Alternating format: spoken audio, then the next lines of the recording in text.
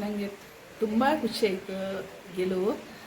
ನಾವು ಈ ಬಾರಿ ಅವರಿಗೆ ಲೋಕಸಭೆ ಟಿಕೆಟ್ ಸಿಕ್ಕತ್ತ ನಿರೀಕ್ಷೆಯಲ್ಲೇ ಇರಲಿಲ್ಲ. ಪಾರ್ಟಿಯವರು ಎಲ್ಲ ಸೇರಿ ಅವರಿಗೆ ಟಿಕೆಟ್ ಕೊಟ್ಟಿದ್ರು. ಅವರಿಗೆ ಟಿಕೆಟ್ ಕೊಡಿಸಿದ್ರು.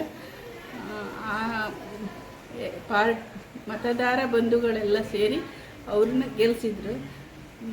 ಎಲ್ಲ ಕಾರ್ಯಕರ್ತರು ಮತ್ತು ಎಲ್ಲ ಬಿ ಜೆ ಪಿಯವರು ಎಲ್ಲ ಸೇರಿ ಅವ್ರನ್ನ ಗೆಲ್ಲಿಸಿದ್ರು.